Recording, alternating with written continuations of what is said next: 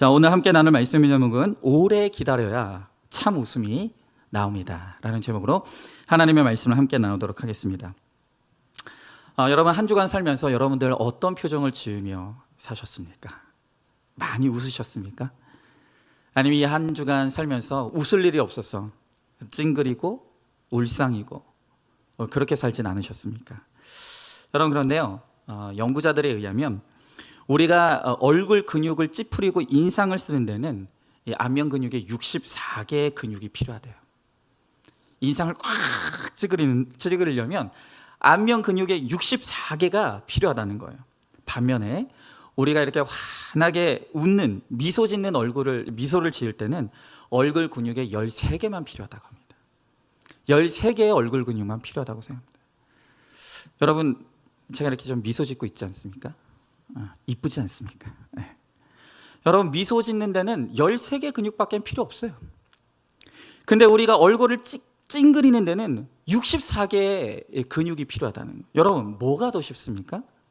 웃는 게 더 쉽습니까? 찡그리는 게 더 쉽습니까? 당연하죠. 웃는 게 더 쉬워요. 그런데 우리는 그 안간힘을 써가면서 너무너무 힘들어가면서 우리는 늘 인상을 찌푸리고 그리고 살아간다는 거예요. 여러분, 잘 웃는 것이요, 장수의 비결이라고 합니다. 우리가 잘 웃으면요, 이 몸에서 좋은 세포가 나와가지고요, 암도 물리칠 수가 있고요, 잔병도 없어진다고 합니다. 그래서 장수하는 사람들은요, 하루에 100번, 많게는 400번까지 웃고요. 이것을 알아낸 과학자들이 이제 웃음 치료법이라는 것까지 개발을 해냈어요.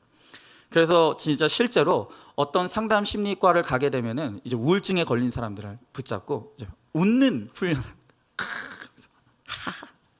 웃는 연습을 하는 거예요. 여러분, 그러나 그렇게 인간적으로 억지로라고 웃는다고 해서 그게 진짜 웃음이겠습니까? 아무리 웃읍시다 라고 말을 해도 우리는 속으로 너나 웃어라. 웃을 일이 있어야 웃지. 여러분, 우리가 웃으면 좋은다는 거 그거 모르지 않습니다. 웃을 일이 없는데 어떻게 웃겠습니까? 여러분, 오늘 말씀에 등장하는 이 아브라함의 인생도 그렇습니다. 우리가 이제까지 지금 창세기 12장부터 이 아브라함의 인생을 보면서 그는 치욕적인 실수를 반복합니다. 치졸한 인생을 살아갑니다. 뿌리 깊은 편견과 패배의식으로 수시로 두려움이 임하고 그 두려움 때문에 거짓말을 하고 그 거짓말 때문에 망신을 당합니다. 여러분, 이런 실패와 실수 속에서 어떻게 아브라함이 웃을 수가 있겠습니까? 자, 그런데 드디어 창세기 12장에서 등장했던 이 아브라함이 마침내 창세기 21장에 이르러서 영적인 아들 이삭을 낳고 환하게 웃게 되는 거예요. 환하게. 여러분, 우리의 진정한 웃음은 바로 여기서 나오는 거예요. 웃을 일이 없는 이 세상에서 우리가 웃을 수 있는 일은 바로 우리 인생의 영적 상속자를 낳는 거예요. 그러니 우리가 영적 상속자를 내 멋대로 키우면 안 되는 것이죠. 오늘 드디어 아브라함과 사라가 그렇게 25년 동안 기다리던 아들을 낳습니다. 오늘 이 말씀을 통해 그들이 낳은 이 아들 이삭은 누구이고 어떻게 이 아들이 태어났고 그리고 어떻게 길러야 하는지, 이 자녀 때문에 어떻게 감격의 웃음을 웃어야 하는지를 오늘 우리가 함께 한번 생각해 보도록 하겠습니다. 먼저 첫 번째로, 말씀을 신뢰해야 영적 상속자를 낳을 수가 있습니다. 자, 여러분, 제가 TV 프로그램 중에 아주 즐겨보는, 굉장히 중요하게 보는 프로그램이 있어요. 여러분, 오은영 박사님 다 알죠, 요즘. 그 오은영 박사님이 2가지 프로그램, 더 많이 하긴 하죠. 근데 제가 보는 프로그램이 2개인데, 하나가 금쪽 같은 내 새끼, 어린아이들을 대상으로 심리치료를 하는 프로그램 하나랑, 그 다음에 오은영 박사님이 성인을 대상으로 하는 또 프로그램이 있어요. 금쪽 상담소. 여러분, 지난주에 금쪽 상담소에 서울대를 나온 유명한 여자 치과 의사 선생님이 출연을 했어요. 근데 그분이 고백하기를 어린 시절에 너무너무 심한 차별 대우를 부모에게 받았다는 거예요. 어머니가 이 딸을 낳았는데 집안이 그렇게 구박을 했대요. 아들도 못 낳는 여자라고 그렇게 고백을 했대요. 그래서 이제 절치부심해가지고 드디어 둘째를 아들을 낳았어요. 그때부터 이 어머니가 아들만 끼고 도는 거예요. 여러분 이상하지 않습니까? 우리 생각에는 아니 딸이라도 서울대 나왔잖아요. 치과 의사잖아요. 그러면 너무너무 좋을 것 같은데 이 엄마 눈에는 아들밖에는 보이질 않는 거예요. 그러면서 이 어머니로부터 과거에 어렸을 때 너무너무 심한 언어 폭력을 당했는데 이 어머니가 그랬다는 거예요. 너는 태어나지 말았어야 될 애야. 너는 좀 외국에 나가서 쥐도 새도 모르게 그냥 딱 죽었으면 좋겠다. 한국에서 죽으면 엄마 아빠 명예에 누가 되니까 어디 멀리 가서 죽으라고. 이 치과 선생님이 어릴 때부터 부모님에게 그런 이야기를 들었다는 거예요. 자, 여러분, 태어나지 말아야 될 생명이 어디 있습니까? 태어나지 말았어야 될 사람은 없어요. 목적이 이끄는 삶을 저술한 리고렌 목사님은 그 책에서 말하기를 실수로 맺어진 관계는 있지만 실수로 태어난 생명은 없다는 거예요. 다시요. 실수로 맺어진 관계는 있을 수 있지만 실수로 태어난 생명은 그 누구도 없다는 것입니다. 여러분, 모든 생명은 하나님의 거룩한 창조물이에요. 여러분, 그런데도 부모가 자신의 신앙 고백이 분명하지 않으니까 예쁘고 잘생기면 그 자녀가 우상이 되고 품질이 좋지 않으면 학대하는 거예요. 환경이 안 된다고 함부로 낙태를 하고 낳았다고 해도 기르지 못했다고 그 생명을 쓰레기통에 버리는 것이죠. 여러분, 이런 부모 밑에서 자란 자녀들이 어떻게 온전할 수가 있겠습니까? 그러니 밤낮 부모를 원망하면서 왜 나를 낳았냐고. 나는 이 세상에 태어나고 싶지 않았는데 왜 나를 낳아서 나를 이렇게 고생시켰느냐고. 모두가 그렇게 원망하는 것이에요. 오늘 21절의 말씀에 보니까 여호와께서 말씀하신 대로 사라를 돌보셨고 여호와께서 말씀하신 대로 사라에게 행하셨으므로 그랬습니다. 여러분, 오늘 성경은 이 아브라함과 사라의 열심으로 나온 것이 아니라 하나님의 말씀의 은혜로 나온 것이라고 고백하고 있어요. 우리의 자녀들도 마찬가지예요. 내가 낳은 것이 아니에요. 우리의 자녀들은 하나님이 주신 하나님의 선물이에요. 근데 여러분, 우리가 이 자녀들의 귀함을 모를 때가 너무 많은 거예요. 여러분, 그렇기 때문에 하나님께서 우리에게 허락하신 우리의 자녀의 귀함을 알게 하시려고 때로는 이 자녀를 늦게 주실 때도 있다는 거예요. 기도하고 또 기도하고 기다리고 또 기다리면서 오늘 그렇게 눈물로 하나님 앞에 간구할 때 하나님께서 자녀를 주실 때 하나님이 주셨구나. 이 자녀가 하나님이 나에게 주신 너무너무 귀한 선물이나. 여러분, 이 신앙 고백이 확실해지는 거예요. 여러분, 우리가 100% 죄인이라는, 왜 죄인인 줄 아십니까? 우리에게는 탁월한 망각의 은사가 있어요. 늘 쉽게 주어진 것은 쉽게 은혜와 감사를 잃어버리는 거예요. 여러분, 이 코로나 시기를 겪으면서 우리가 늘 계속해서 말씀드리지 않습니까? 우리가 당연하다고 여겼던 것들이 있어요.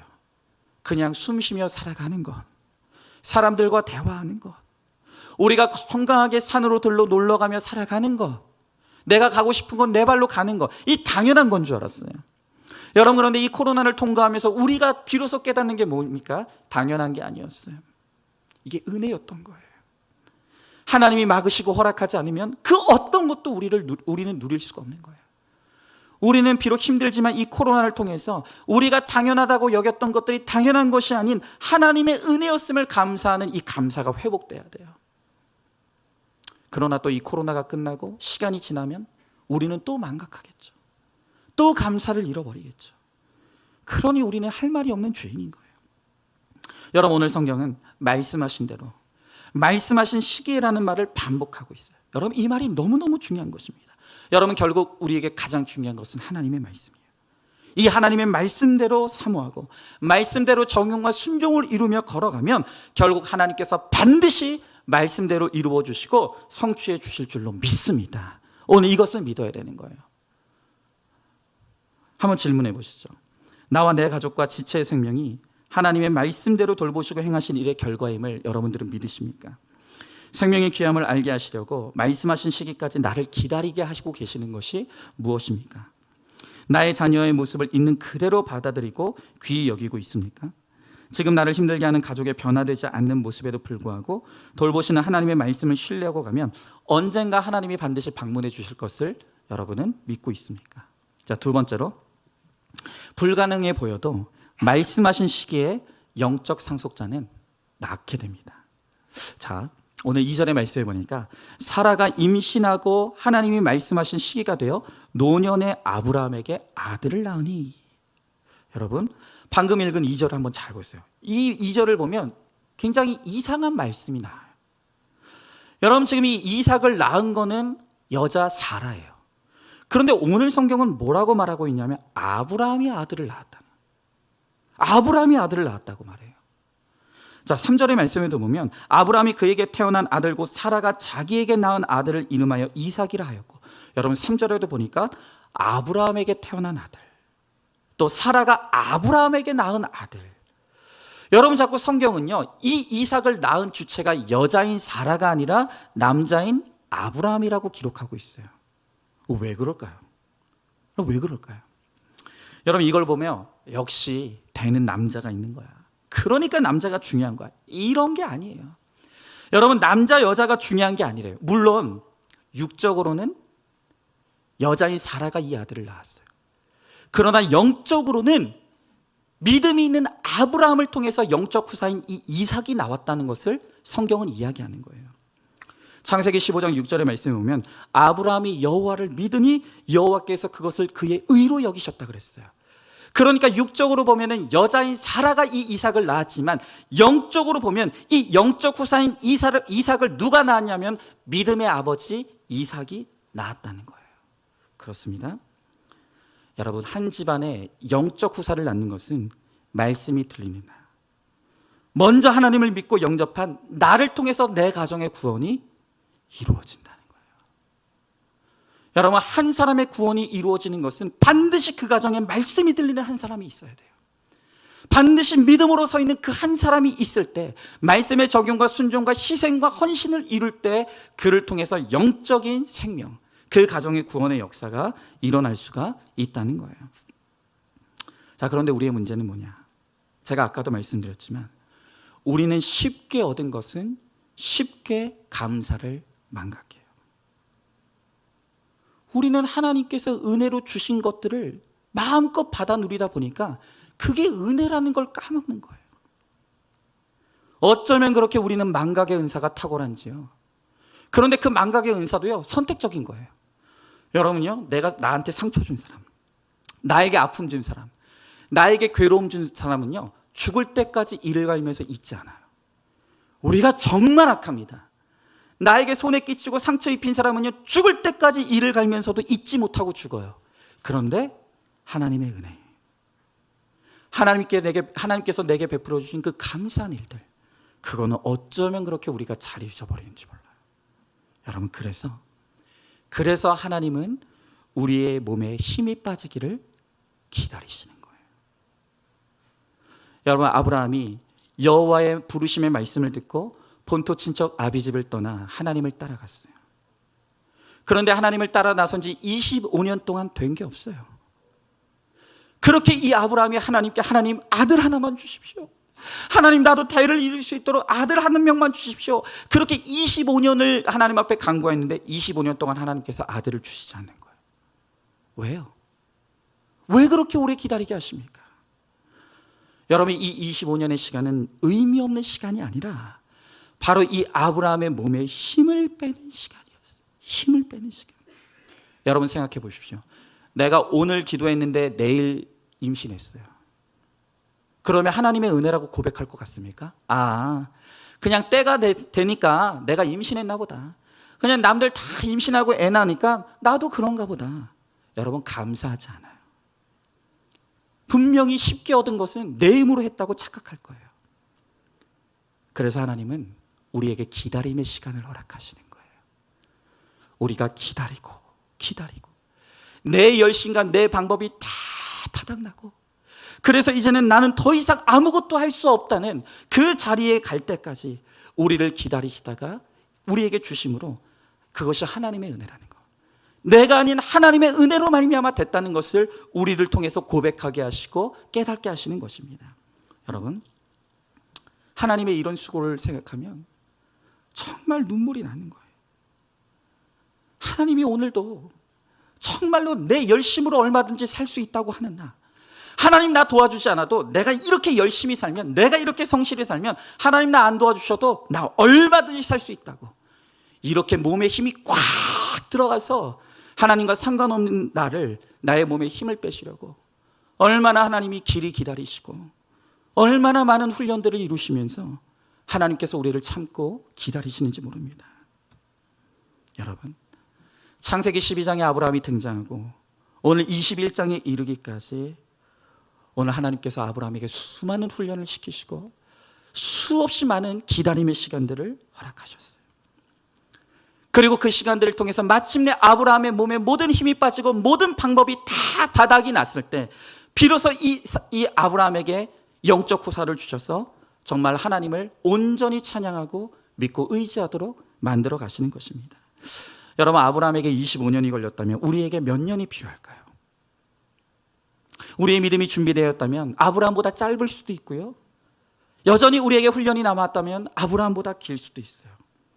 그러나 여러분, 때와 기한은 오직 하나님만 안다 그랬어요. 하나님, 내 병 언제 나요? 하나님, 우리 집에 아들 언제 주실 거? 딸 언제 주실 거? 하나님, 우리 가정에 언제 구원이 이루어져요? 여러분, 그 때와 기한은 하나님께 맡기십시오. 그리고 오늘 나에게 주신 말씀대로 믿고 순종하며 나아가는 것이 바로 우리의 장래를 예비하는 가장 귀한 방법이라는 거예요. 여러분, 그러니 잘 기다리십시오. 잘 기다리십시오.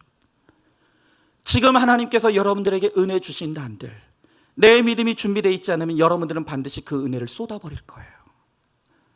하나님께서 주신 은혜 가지고 다시 세상으로 나갈 것입니다. 여러분, 그렇기 때문에 하나님은 오늘도 우리에게 기다림의 훈련을 통해서 우리의 믿음의 그릇을 준비해 가시는 거예요. 그 하나님의 은혜를 담을 수 있는 그릇, 다시는 하나님을 떠나지 않는 그 믿음의 견고함을 하나님께서 이루시기 위해서 오늘도 우리를 훈련시켜 나가신다는 거예요. 여러분, 하나님 반드시 주십니다. 하나님의 때에 하나님의 방법으로 하나님이 반드시 주십니다. 어련히 하나님께서 주실 텐데 우리는 말씀을 믿고 걸어간다고 하면서도 여전히 믿지 못하는 것이 너무 많아요. 그래서 기도하다가 낙심합니다. 응답이 늦어진다 싶으면 세상에 우울증에 빠져버리는 거예요. 여러분, 닐 앤더슨이라는 목사님이 있는데 그분이 쓰신 책에 이런 이야기가 나와요. 어느 날 이분이 부흥회를 갔어요. 그런데 부흥회를 간 그 교회의 여성도 하나가 이 목사님을 집으로 초청했어요. 그 목적이 뭐냐면 그녀의 남편이 아직도 믿지 않는데 그 남편을 전도하고자 이 부흥회를 인도하러 오신 이 목사님을 초청한 거예요. 그녀는 20년 동안 가정의 구원을 위해 기도했다고 합니다. 그런데 20년을 기도해도 이 기도의 응답이 이루어지지 않으니까 그녀가 낙심하다가 우울증에 빠진 거예요. 그런데 이 닐 앤더슨 목사님은 왜 이 여인이 하나님 앞에 그렇게 기도하며 구원을 간구했는데 우울증에 빠졌는지를 진단하면서 그가 불가능한 목표를 설정했기 때문이라는 거예요. 불가능한 목표를 설정했으니 그가 이루지 못하고 낙심에 빠졌다는 거예요. 여러분, 불가능한 목표란 무엇입니까? 여러분, 지난 20년 동안 그녀의 인생의 목표는 내 남편 구원받는 거, 내 아내 구원받는 거, 내 아이 구원받는 거였어요. 그래서 가족을 위해 기도하고 예수를 증거하고 설교자들을 집에 초청할 수 있는 해서 할 수 있는 일들은 다 했다는 거예요. 그런데 진전이 없어요. 도대체가 구원받을 기미가 안 보여요. 그러자 지치기 시작해요. 용기와 희망을 잃어요. 그리고 결국 우울증에 빠져버리는 거예요. 여러분, 닐 앤더슨 목사님은 말하기를 우리가 사랑하는 사람들이 그리스도께로 나오기를 원하는 것, 그건 너무 정당한 바람이고 그것을 목표로 삼아 기도하는 것은 우리가 반드시 해야 될 일이라는 거예요. 여러분, 그러나 그럼에도 불구하고 구원의 역사는 내 기도의 열심, 내 성실함으로 이루어지는 것이 아니라 하나님의 은혜로 이루어지는 것이라는 거예요. 여러분, 우리는요, 내가 할 수 있는 일과 내가 할 수 없는 일을 분명하게 알아야 돼요. 여러분, 우리가 구원을 놓고 기도하는 거, 그거 우리가 해야 될 일이에요. 내가 구원을 위해서 섬기고 희생하고 이타적인 수고를 하는 거, 내가 하는 거예요. 그러나 그럼에도 불구하고 그 한 사람을 구원의 자리로 돌려오는 것은 그건 하나님이 하시는 거예요. 여러분, 그런데 우리는 내가 하나님이 되려고 해요. 내가 열심히 하면 구원시킬 수 있어. 내가 열심히 기도하면 구원받을 수 있어. 여러분, 나는 하나님이 아닌데 하나님만 하실 수 있는 일을 내가 하려고 하니까 되겠습니까? 안 되는 거죠. 여러분, 정말로 하나님께서 기다림의 시간을 통해서 우리들에게 원하는 게 뭐겠습니까? 생각해 보세요. 내 남편과 자녀가 세상에서 잘 나가요. 뭐 하나 부끄러울 것이 없고 뭐 하나 염려할 것이 없어요. 여러분, 기도하시겠습니까? 아니, 내 자녀가 너무너무 효도하고 내 말 듣는데 기도하겠습니까? 내 남편이 나만 사랑해주고 너무너무 돈 잘 벌어오는데 기도하겠습니까? 기도하지 않아요. 아무리 허벅지를 꼬집어도 눈물 한 방울 나오지 않습니다. 그러나 남편이, 내 자녀가 내 속을 썩이고 내 인생이 내 뜻대로 되지 않을 때, 그때 우리는 저절로 무릎이 꿇어지는 거예요. 하나님이 생각나는 거예요. 하나님 앞에 엎드려 눈만 감으면 눈물이 쏟아지는 거예요. 여러분, 그러니 그 힘든 고난의 시간 속에서 우리가 하나님 앞에 나가 눈물로 기도하는 거, 그게 정말로 하나님이 우리를 통해서 보길 원하시는 모습이라는 거예요. 20년이 되도록 남편이, 자녀가 안 돌아와도 그것 때문에 내가 기도하게 되고, 내가 그것 때문에 하나님을 떠나지 않을 수 있고, 내가 그것 때문에 하나님을 의지할 수 있는 거, 그게 바로 은혜라는 거예요. 여러분, 그런데도 오늘 우리는 속상한 이유가 뭡니까? 내가 기도했는데 안 된다고, 내가 이렇게 열심히 봉사하고 헌신했는데 안 된다고 속상한 이유가 무엇입니까? 그것은 가족이 구원받지 못해서라기보다는 내 기도의 초점이, 내 신앙의 초점이 기복에 맞춰져 있기 때문이에요. 사실은 내 중심에 내가 그렇게 열심히 기도하고 열심히 봉사했던 그 초점이 구원이 아닌 기복이었던 것이죠. 내 자녀 열심히 내가 기도해서 예수 믿게 했더니 이 자녀가 나에게 효도한다. 내 남편 내가 열심히 기도해서 예수 믿게 했더니 이 남편이 이제는 바람 피우지 않고 나만 사랑해 준다. 이 자랑하고 싶은 거예요. 나는 이걸 자랑하고 싶은 거예요. 그런데 이 뜻대로, 내 뜻대로 되지 않으니까 기도하다가 우울증 빠지는 거예요. 여전히 우리의 신앙에 기복과 팔복이 뒤섞여 있어요. 여러분, 우리는 우리의 신앙의 목표, 기도의 목표를 잘 정해야 돼요.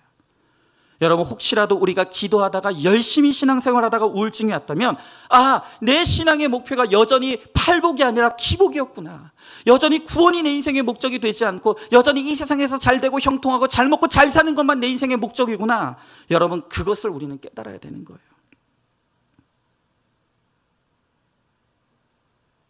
여러분, 그러나 분명한 한 가지는, 기도하다가 낙심하고 우울증에 걸렸더라도 기도하지 않는 것보다는 100번 나아요.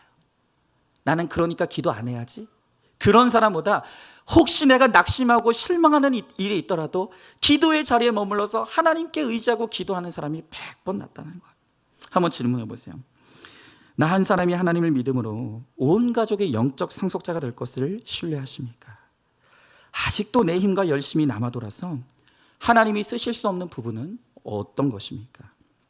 25년이라는 긴 시간을 통해서라도 내 힘의 몸의 힘을 빼시는 하나님의 방법이 옳으심을 여러분들은 인정하고 있습니까? 기도하다가 응답이 되지 않는다고 우울함과 낙심에 빠져 있지는 않습니까? 자, 세 번째로, 기다림이 없으면요, 감사를 쉽게 잊어버립니다. 자, 자녀가 너무너무 속을 썩여가지고 자녀와 함께 교회에 온 한 부모님이 있어요.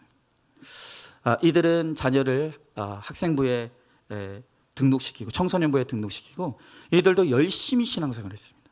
그런데요, 이 자녀가 예수님을 만났어요. 이 자녀가 예수님을 만났어요. 그랬더니 이 아이가 교회 다니면서 큐티도 열심히 하고요, 교회도 열심히 다니고, 이제 소그룹 공동체에서, 학생부 소그룹 공동체에서 막 우리 집에 찌질한 이야기들을 막 고백하는 거예요. 내가 우리 엄마 때문에 얼마나 힘들었고, 우리 아빠 때문에 엄청, 내가 그래서 너무너무 상처받았고, 막 이런 얘기들을 너무너무 잘하는 거예요. 근데 여러분, 이 부모가 아이가 좀 괜찮아지기 시작하니까 이 아이가 내가 숨기고 싶은 우리 가정의 찌질한 이야기들을 공동체에 자꾸 이야기하는 게 싫은 거예요.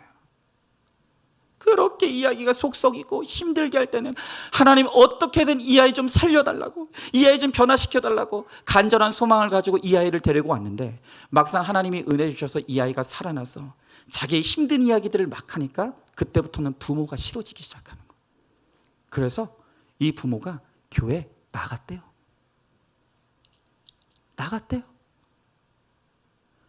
그나마 다행인 것은 그래도 아이는 남겨놨다는 거예요. 여러분, 이렇게 우리는요, 우리가 힘들 때는 울고 불며 하나님 앞에 나와서 하나님 살려주세요, 하나님 나 좀 도와주세요, 하나님 한 번만 도와주시면 나는 이제는 정말 하나님을 위해서 살겠습니다 하다가도 막상 정말로 하나님 은혜 주셔서 내가 회복되고 살아나면 그 은혜를 잊어버려요. 내 자녀가 힘들어서 내 자녀를 데리고 교회 나왔는데 내 자녀가 살아나면 교회가 싫어지는 거예요. 떠나는 거예요. 여러분, 이렇게 우리는 탁월한 망각의 은혜를 가지고 살아가는 거예요.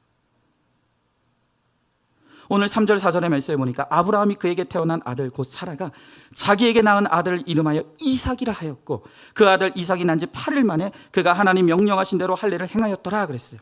여러분, 아브라함이 아들 이삭을 난 지 8일 만에 할례를 행했다고 말합니다. 이 말은 무슨 말입니까? 하나님, 이 아들은 하나님이 주신 아들입니다. 이 아들을 내가 낳게 된 것은 오로지 하나님의 은혜입니다. 이것을 잊지 않겠다는 거예요. 이 아들의 몸에 칼을 대고 할례라는 의식을 행한 것은 그 할례한 아들의 생식기를 보면서 하나님, 이 아들은 내 열심으로 낳은 아들이 아니라 하나님이 은혜로 나에게 주신 선물입니다. 내가 다시는 이것을 잊어버리지 않겠습니다 라고 하는 이 아브라함의 신앙의 고백이라는 거예요. 여러분, 우리가 믿음의 부모라고 한다면 우리의 자녀를 말씀과 믿음으로 길러야 돼요. 여러분, 특별히 오늘 성경에 아브라함이 이삭을 낳은 지 단 8일 만에 이 아들을 할례를 행하여 하나님의 자녀로 구별했다고 했는데, 우리가 자녀를 믿음의 자녀로 기르려면, 영적인 후사로 기르기 위해서는 이 어린아이 때를 절대 놓치면 안 돼요. 여러분, 우리 자녀를 말씀으로 양육하기 가장 좋은 때가 언제인 줄 아십니까? 우리 성경학자들이 이걸 연구했더니 사람이 거듭나기 가장 좋은 나이가 12살이라고 합니다. 초등학생 때. 이 때를 놓치면 자녀들 구원시키기 너무너무 힘들어진다는 거예요.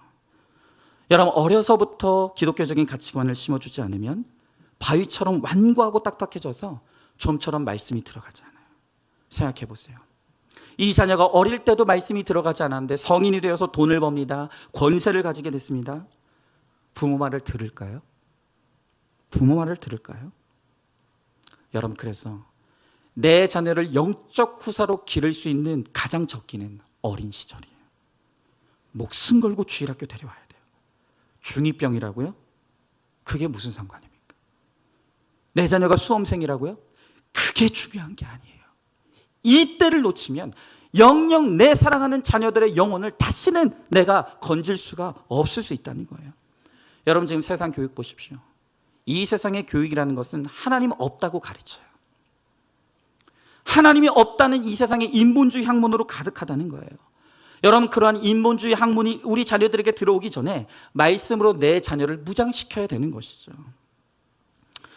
여러분, 저는 여러 번 고백했지만 제 아이들이 글을 모를 때부터, 말을 하지 못할 때부터 아이들을 붙잡고 가정 예배를 드리기 시작했어요. 가정 큐티 예배를 매일 드립니다.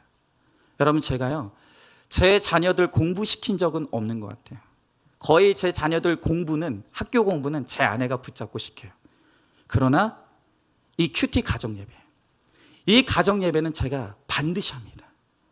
무슨 일이 있어도 제가 인도합니다. 아이들 주기도문을 가르치고 사도신경 외우게 하고, 얼마나 가정에서 이 신앙훈련을 열심히 시키는지 몰라요. 근데 여러분, 기가 막힌 게 뭔지 아십니까? 저희 아이들이 저한테 와서 맨날 묻는 게 그거예요. 아빠, 정말 하나님 계셔? 아빠, 진짜 하나님 만났어? 아빠, 나는 정말로 하나님 계시는 게 너무너무 궁금해. 여러분, 목회자 가정의 목회자 자녀가 하나님 진짜 있냐고 물어요. 제가 그렇게 날마다 가정 큐티 예배를 드리면서 날마다 신앙 교육을 시키는데도 이 아이는 여전히 하나님이 살아계시다는 게 긴가민가 하는 거예요. 여러분, 제 아이의 이런 질문을 들을 때마다 제가 긴장이 돼요. 그리고 정말 깨달아지는 게 뭐냐면, 한 사람의 구원이라는 건 힘으로 능으로 되는 게 아니구나. 진짜 하나님이 은혜 주시지 않으면 이거 안 되는구나.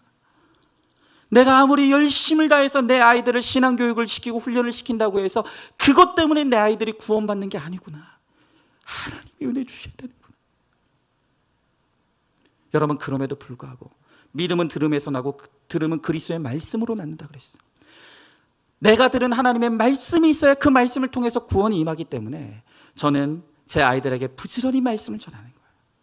그리고 하나님 때가 되었을 때 이 아이들이 어릴 때부터 들은 그 말씀을 통해서 주님이 찾아오실 것을 믿기 때문에 저는 오늘도 듣든 안 듣든 제 자녀들에게 끊임없이 말씀을 전하는 것입니다. 여러분, 우리 부모님들이 자녀들을 무엇으로 가르치느냐가 너무 중요해요.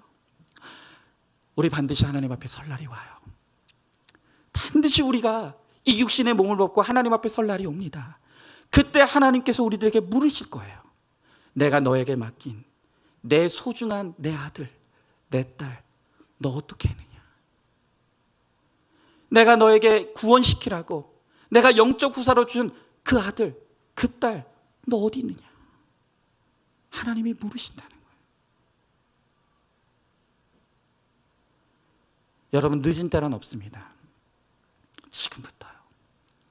지금부터 우리 자녀들에게 하나님을 가르쳐야 돼요.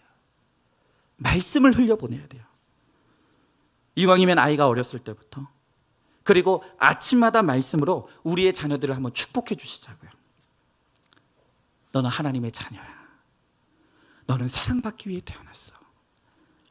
하나님이 너를 사랑하신단다. 하나님이 네가 어디에 있든지 무엇을 하는지 거기에 하나님이 너와 함께 하실 거야. 우리 가정이 하나님을 믿는 믿음의 가정이어서 나는 너무너무 행복하다. 여러분, 우리 자녀들에게 아침마다 하나님을 고백하는 믿음의 고백을 들려주시라는 거예요. 근데 여러분, 그렇게 하려면 우리에게 말씀이 있어야 될 거 아니에요. 근데 우리에게 말씀이 없으니까 밤낮 우리가 자녀들에게 하는 말이 뭐예요?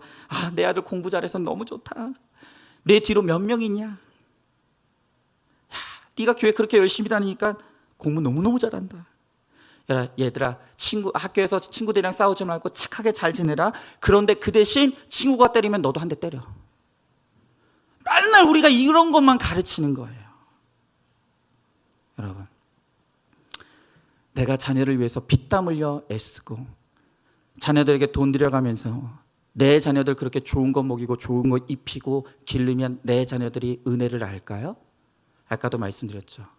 사람은 망각의 은사가 있다고. 그런다고 자녀가 부모의 은혜를 아는 게 아니에요. 내 자녀들을 어렸을 때부터 하나님께로 인도하고 내 자녀들이 말씀대로 살아서 부모의 가치 여부와 상관없이 그것이 하나님의 뜻이고 하나님이 기뻐하시는 것이기 때문에 부모를 공경할 때 바로 그때 내 자녀들이 진정으로 부모에게 효도할 수가 있는 거예요. 여러분, 한번 질문해 보세요. 기도가 응답되었다고 금세 잊어버린 하나님의 은혜가 무엇입니까? 나는 자녀를 어떻게 말씀으로 양육하고 있습니까? 주일학교 예배, 수련회, 학원과 입시, 가족 여행이 더 중요하다고 여기고 있지는 않습니까? 자녀와 함께 같은 말씀을 묵상하고 있습니까? 나는 내 자녀를 내 방식대로 사랑하고 칭찬합니까? 하나님의 말씀대로 축복하고 있습니까? 자, 이제 마지막 네 번째로 영적 상속자는 모두에게 웃음을 줍니다. 자, 오늘 6절 7절의 말씀에 보니까 사라가 이르되 하나님이 나를 웃게 하시니 듣는 자가 다 나와 함께 웃으리로다. 또 이르시되 사라가 자식들을 젖먹이겠다고 누가 아브라함에게 말하였으리오마는 아브라함의 노경에 내가 아들을 낳았도다 하니라. 여러분, 드디어 이 아브라함과 사라가 5년 만에 환하게 웃게 되었어요. 환하게 웃게 되었어요. 여러분, 기억하십니까?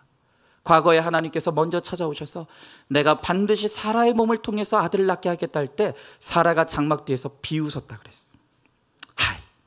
말이 돼요? 하나님, 내가 이제 생리가 끊어졌어요. 내가 이렇게 늙었는데 어떻게 나에게 아들을 낳을 수가 있겠습니까? 말도 안 되는 소리 하십니다. 그때는 비웃었어요. 그런데 정말로 오랜 기다림 끝에 드디어 내 몸을 통해서 아들을 낳게 되었을 때 하나님의 말씀대로 이루어진 것을 보면서 드디어 이 아브라함과 사라가 환하게 웃게 되었다는 거예요. 여러분, 이렇게 절대 변할 것 같지 않았던 상황이 이렇게 하나님의 은혜와 말씀대로 변화되고 달라지니까 저절로 웃음이 나오는 거예요. 이것이 나의 간증이에요. 내가 정말 하나님을 떠나 죄 가운데 살아가고 있었는데 하나님이 먼저 나에게 찾아오셔서 나를 구원해 주시고, 하나님이 오랜 연단과 훈련과 기다림을 통해서 하나님께서 마침내 나에게도 이런 은혜를 주셨다라고 하는 나의 간증이 고백되어질 때 나도 웃고 내 간증을 듣는 다른 사람들도 웃을 수 있게 되는 거예요.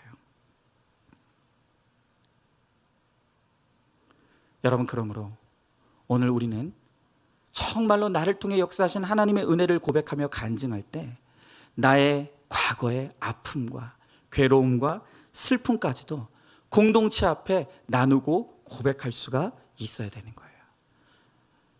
여러분, 어떤 분들은 예수 믿었더니 그저 잘되고 형통하고 부자가 됐더라, 이게 간증이라고 생각하시는 분들이 있어요.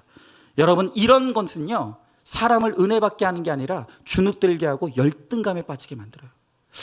저 사람은 예수 믿어서 저렇게 잘 되는데 왜 나는 항상 이렇게 찌질한가? 그건 간증이 아니에요. 여러분, 진짜 사람을 웃게 하는 간증은 무엇인 줄 아십니까? 우리 삶의 기승전결이 분명하게 나타나는 간증이에요. 내가 과거의 죄 가운데서 얼마나 많은 죄를 지으며 살아갔는지, 그런데 그런 죄 가운데 하나님께서 나를 어떻게 만나주셨는지, 그리고 하나님을 만난 이후로 내가 어떤 영적인 훈련과 연단을 거치면서 하나님께서 나를 비로소 구원의 사람으로 만들어주시고 내 가정을 어떻게 구원해 주셨는지, 나의 인생의 과거와 현재와 그리고 미래에 대한 고백이 있을 때 바로 그 고백을 들으면서 많은 사람들이 은혜 받을 수 있게 되는 거예요. 생각해 보십시오. 과거에 내 자녀가 속을 얼마나 썩였는지는 싹 빼놓고 하나님 믿었더니 내 자녀 1등 했다. 내 남편이 얼마나 과거에 바람 피우고 폭력을 행하고 얼마나 무심한 남편이었는지를 쏙 빼놓고 예수 믿었더니 내 남편이 나만 사랑해 준다. 여러분, 이런 거 들으면 여러분 기분 좋으시겠습니까? 저는 싫던데. 저는 질투심 나서 오히려 은혜가 안 되던데요. 여러분, 이런 건 간증이 아니에요. 내 인생 과거에 찌질했던 이야기, 내가 얼마나 많은 죄를 짓고 살아갔는지에 대한 이야기, 내가 그렇게 열심히 밤이 맞도록 수고했지만 잡은 것이 아무것도 없는 허무한 인생을 살았던 나의 과거에, 그런 나의 인생에 주님이 어떻게 찾아오셨는지, 그리고 주님이 나에게 찾아오셨을 때 내 인생이 어떻게 변화되었는지를 우리가 고백하며 나눌 때 그 고백을 통해서 나도 웃고 내 간증을 듣는 다른 사람들도 웃을 수가 있는 것이. 여러분, 지금 우리들 교회 큐티 사역은 이제 우리나라에만 국한되지 않고 이게 막 퍼져가지고 이제 해외에서도 이 큐티인 가지고 큐티하고, 그리고 공동체가 없어서 나눔을 하는 그런 나눔들이 굉장히 많아요. 미국에서도 막 캐나다에서도.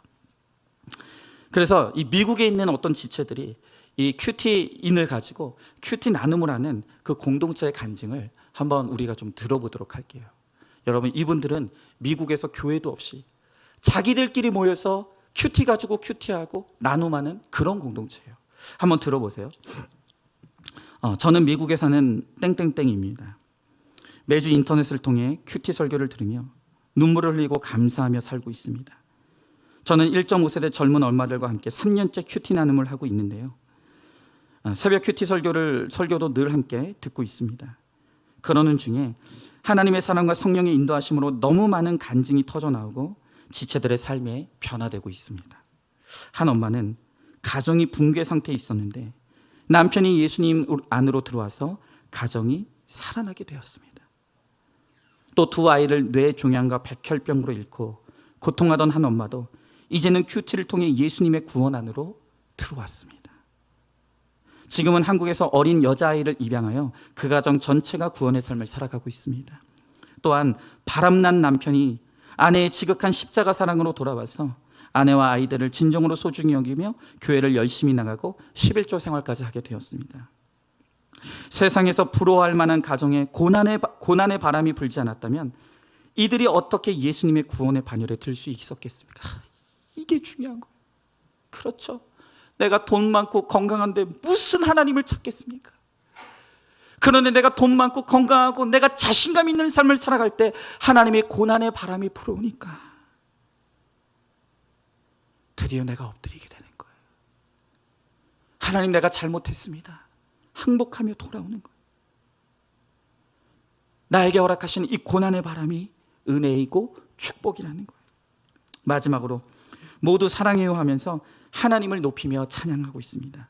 진정으로 거듭남을 체험한 이들이 드리는 예배와 찬양은 그 어느 것보다 아름답고 감동 그 자체입니다.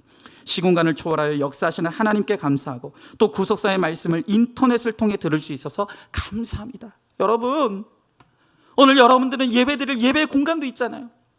설교해주는 목회자도 있잖아요. 공동체도 있잖아요.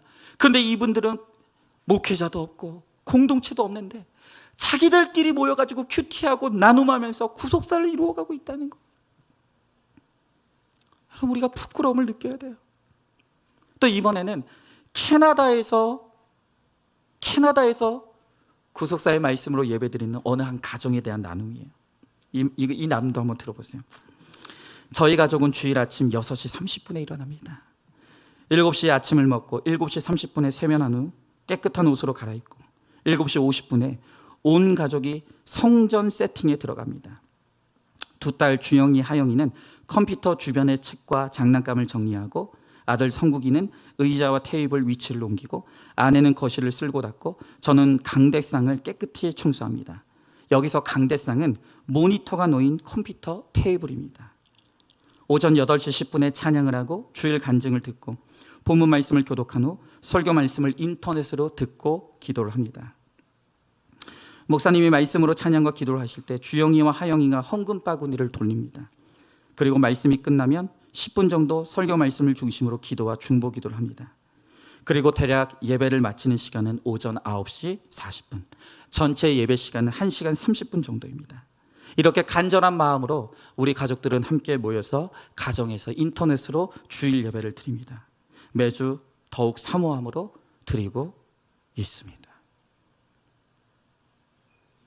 여러분, 이 가정은 한인이 없어서 인터넷으로 가족이 모여들어 1시간 30분을 어린아이들이 예배를 드린다는 거예요.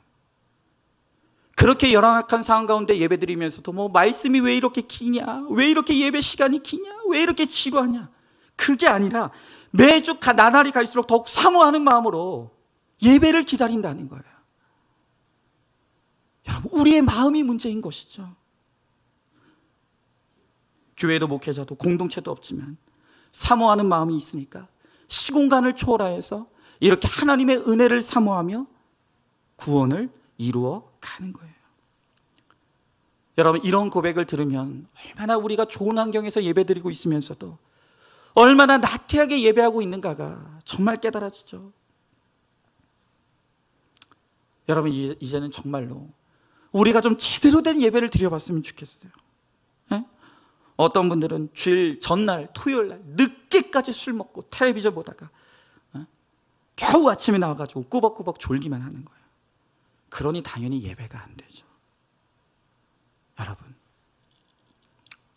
예배는 우리의 몸에 힘을 빼는 시간이라 그랬어요. 여전히 우리가 몸에 힘이 꽉 차 있으니까, 그래서 내 힘으로 내 뜻대로만 해야 된다고 생각하니까 이 예배의 자리에 앉아 있는 것이 너무너무나 힘들게 느껴지고 답답하게 느껴지고 은혜가 안 되는 거예요. 우리의 몸에 힘을 빼고, 하나님, 내가 할 수 없습니다. 주의 말씀이 내게 임하여 주시고 그 말씀의 은혜와 힘으로 내가 세상에 나가 거룩과 구원을 이루어갈 수 있도록 은혜를 베풀어 달라고. 그럴 때 하나님께서 말씀대로 응하는 놀라운 은혜로 함께 주실 것입니다. 여러분, 이제 말씀을 맺겠습니다.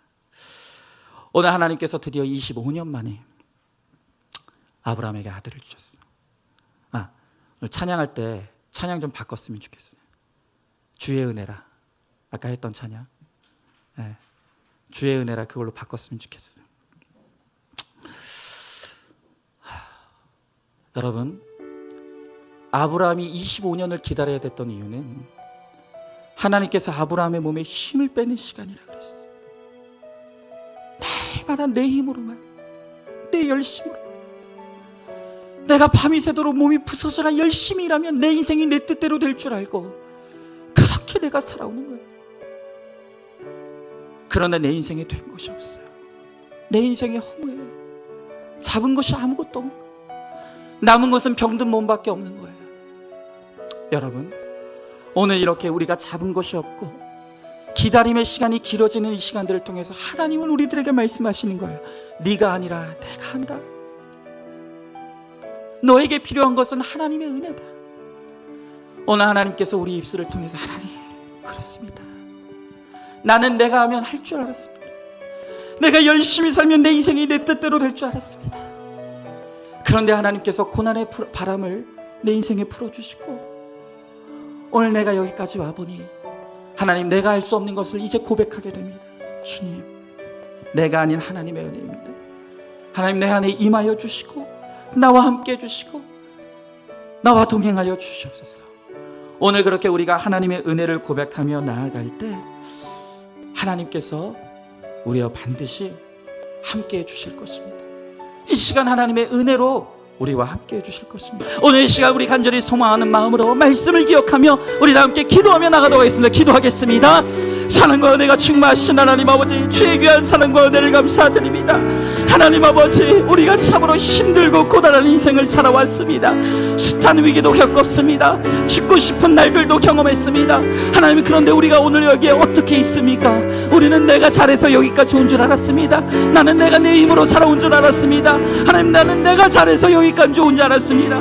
그러나 오늘 주님은 말씀을 통하여서 그 모든 것이 하나님의 은혜였다고 말씀하십니다. 내가 하나님을 떠나 죄 가운데 살아가고 있는 그때에도 하나님은 나를 한 번도 버리신 적이 없고 한 번도 잊으신 적이 없다고 말씀하십니다. 하나님 아버지, 주님께서 오늘도 우리를 나를 사랑하는 딸이라고, 사랑하는 아들이라고 주님 말씀하여 주십니다. 하나님 아버지, 이제는 우리가 주님께로 돌아가게 하여 주시옵소서. 하나님 아버지, 내가 할 수 없음을 고백하며 주님께로 돌이킬 수 있게 하여 주옵시고, 하나님 믿음으로 주님의 은혜를 고백하며 나아가므로 아버지, 내 몸에 힘이 빠진 그 자리에 하나님의 은혜가 채워지게 하여 주옵시고, 주님이 주시는 은혜의 힘으로, 주님이 주시는 그 도우심의 힘으로, 하나님 주님이 주시는 그 사랑의 힘으로 아버지, 우리가 살아가게 하여 주옵시고, 회복되어지는 놀라운 은혜가 임할 수 있도록 주여 하나님 아버지 함께 하여 주시옵소서. 우리가 주님을 떠나지 않을 것입니다. 하나님, 주의 말씀대로 살아갈 것입니다. 아버지, 우리가 믿음을 가지고 살아갈 것입니다. 아버지, 주님의 우리의 믿음을 붙잡아 주시옵시고, 오늘 하나님 믿음으로 살아감으로 나를 통해서 내 가정이 구원받는 놀라운 하나님의 은혜가 임할 수 있도록 주여 역사하여 주시옵소서. 하나님 아버지, 감사합니다. 오늘도 우리 한 사람 한 사람을 불러주시고 이 말씀의 자리로 하나님께서 인도하여 주셔서 우리의 지나온 모든 삶이 하나님의 은혜였음을 깨닫게 하여 주신 하나님, 하나님, 내 지나온 날들을 돌아볼 때 정말로 죽을 고비들도 있었고 살아갈 소망이 없어서 죽고 싶다고 생각하던 날들도 여러 날이었고 너무너무 힘들고 어려운 날들 가운데 내가 어떻게 내일을 살아갈까를 알 수 없었던 너무너무 힘든 시기들이 있었습니다. 그럼에도 불구하고 오늘 우리가 여기에 서 있는 것은 모든 것이 하나님의 은혜였는데 우리가 어느새 나에게 베풀어 주셨던 그 놀라운 하나님의 은혜를 잃어버리고 다 내가 열심히 해서, 다 내가 잘해서, 다 내가 성실했기 때문에 하나님, 내가 여기까지 온 것처럼 우리가 착각하며 교만을 떨며 살아왔습니다. 하나님, 그러나 주님은 우리가 그렇게 하나님을 잃어버리고 하나님을 떠나 있을 그때에도 우리를 한 번도 놓지 않으셨고 우리를 사랑하시며 우리를 여전히 구원으로 인도하시는 하나님이심을 오늘 우리들에게 말씀하여 주십니다. 하나님, 이제는 정말로 우리의 모든 교만과 우리의 모든 악과 우리의 모든 죄를 회개할 수 있게 하시고 내 힘으로 살 수 있다고 믿었던 내 몸의 모든 힘을 빼며 하나님의 은혜를 구하고 사모함으로 하나님, 내가 비워진 그 자리에 놀라운 하나님의 은혜가 채워져 이제는 내가 아닌 하나님의 은혜로 하나님의 도우심으로 하나님의 사랑에 힘입어 살아가는 우리 모두가 될 수 있게 하여 주시옵소서. 오늘 이 시간 지금까지 내가 지내온 것도, 내가 하나님의 자녀된 것도, 내가 이 자리에 서 있는 것도 모든 것이 하나님의 은혜임을 고백하오니 이 시간 우리에게 임하여 주셔서 우리와 함께 하시고 우리와 역사하여 주시옵소서. 믿사오며 사랑이 많으신 우리 예수님 이름 받들어 기도드리옵나이다. 아멘. 이제는 우리 주 예수 그리스도의 은혜와 하나님의 사랑과 성령의 교통하심이, 이제는 나의 모든 악과 죄를, 나의 모든 교만을 깨트리고 주님 앞에 나아가 하나님의 은혜를 구함으로 주의 은혜로 충만케 되는 인생을 살아가기를 소망하는 사랑하는 모든 성도들 머리머리 위에 이제부터 영원토록 함께 계실지어다. 아멘.